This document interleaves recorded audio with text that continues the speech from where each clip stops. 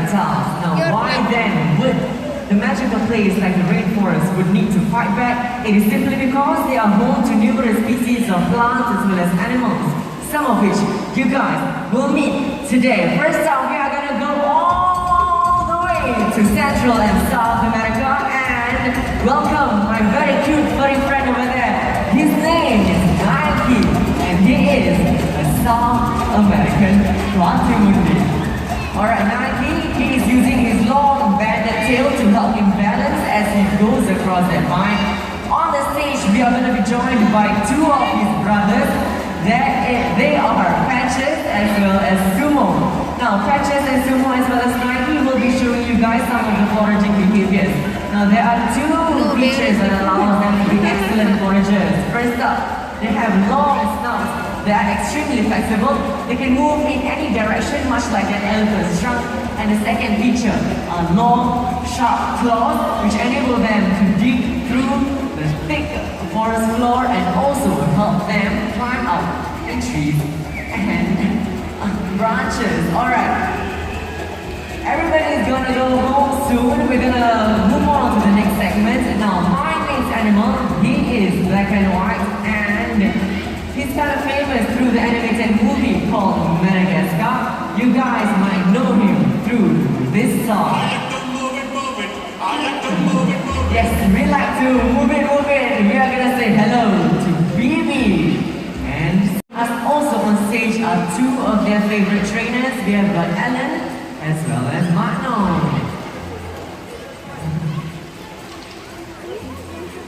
Alright. Now, Ellen is going to be working with Spike and Ellen will be bringing Spike all the way down nearer to you guys over here. And also, Bibi will be together with Mano doing some agility behaviors up on stage as well as some jumping behaviors as well.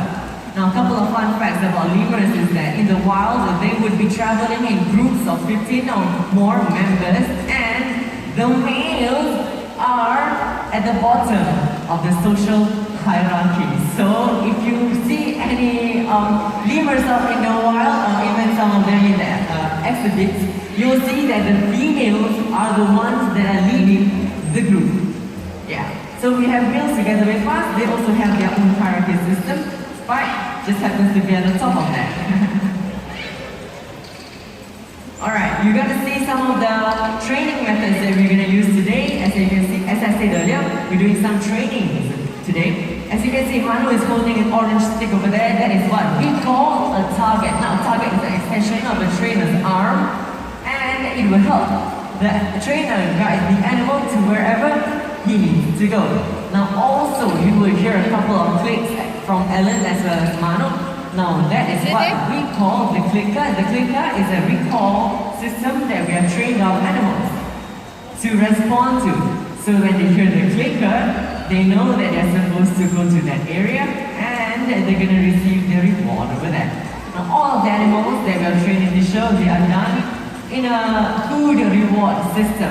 That means that when they do something correct, we are going to reward them with food. Now, how would they know if they have done something correct? Just listen out for the whistles.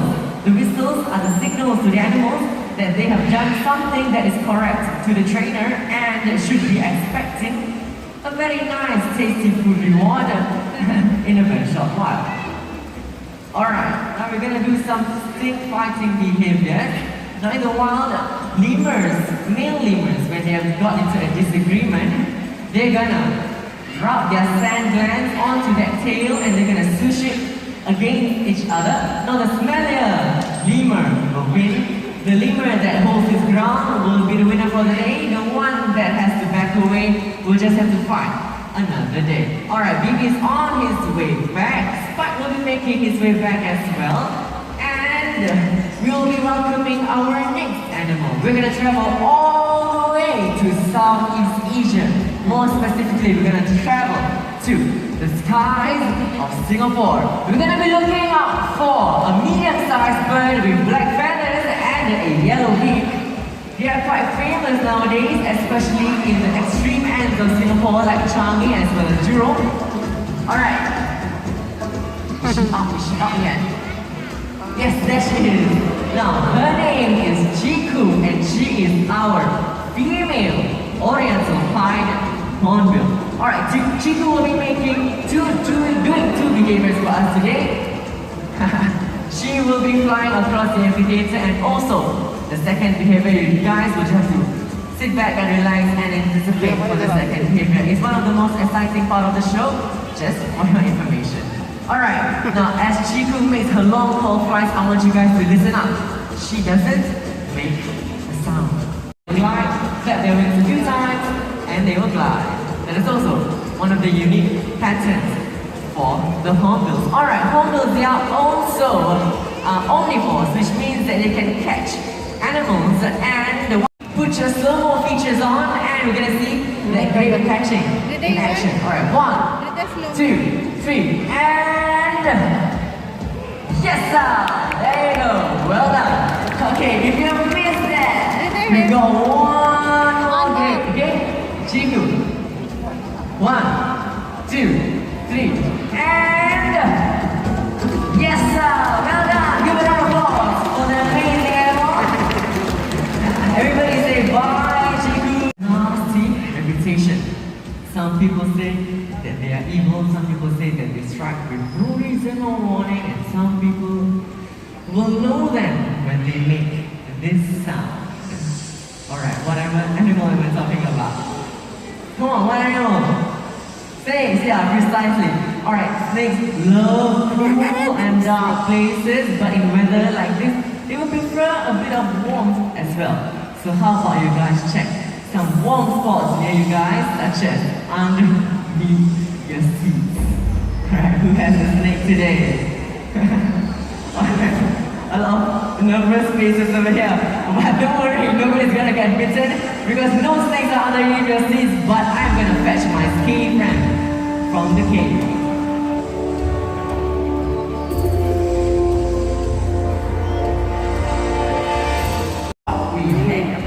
Alright, now this little moment over here, his name is Brutus, and he is what we call a ball python, also known as a royal python. Now, I'm gonna explain to you guys why they are called the two different names. First up, ball pythons. It is because when they are scared or when they are nervous, they will curl themselves up into a tight ball. That is one of their defense mechanisms against the threat. Second name, they are called royal pythons. It is simply because in the ancient days, in the days of ancient Egypt, Queen Cleopatra has been known to use them as accessories. So what she will do is she will put them around her wrist, around her neck as a symbol of status and power. Alright, I've got a couple of questions for you guys about snakes in general. First up, how many of you guys think that Brutus over here is wet and slimy? Raise your hand. Wet and slimy. Okay? Some of you guys might think differently. How many of you guys think that he is smooth and dry? Smooth and dry, raise your hands. Alright, well done. For those of you who have answered smooth and dry, you are absolutely right. Now the misconception that comes with snakes is that when light hits off their scales, it gives off a glossy sheen. Now that may imply that the animal is wet and slimy, but they are in fact smooth and dry. A good gauge of what a snake feels like is if you put your fingers together and rub against your fingernails. That is what the scales will feel like, as I can say. Alright, second question. How many of you guys think that Brutus, a constrictor, is a venomous snake? Alright, raise your hand. Venomous snake. Okay, venomous snake. Okay, how many of you guys think that Brutus over here is a non-venomous snake? Raise your hand. Alright, well done, paying attention at school. He is in fact non-venomous. He is a constrictor. What constrictors do is they will wait for their prey.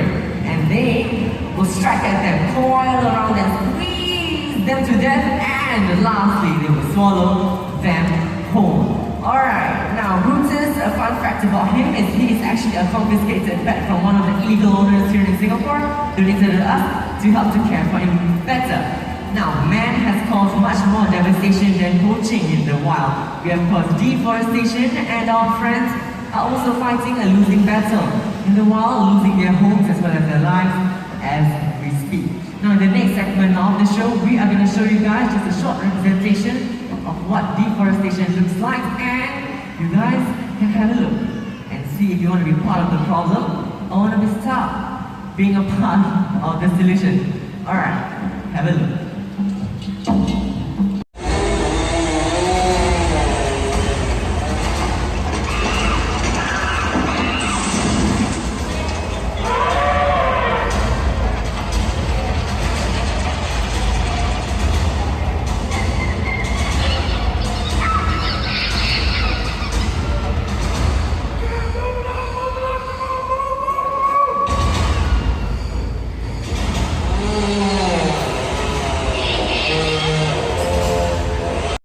All of the animals throughout, as well as the rainforests throughout the world, will vanish forever. What this means is that our future generation, our children, as well as maybe even their grandchildren, will not be able to see what you guys have witnessed today. Now, man may be the planet's biggest threat, but we are also its only hope. So let's give our voices to these voiceless creatures, and let's bring the rainforest back to life.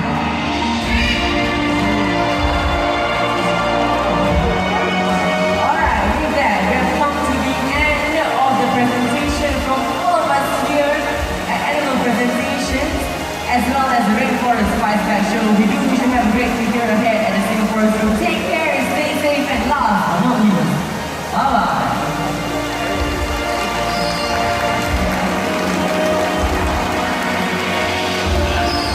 Please remain seated and wait for our presenters or operation friends to call out to your close protection. Now we'll direct you to the exit point, and once you have exited from the amphitheaters, please remember to practice social distancing by keeping at least 1 meter away from the next group of guests. With that, thank you for your understanding, stay healthy, and take care.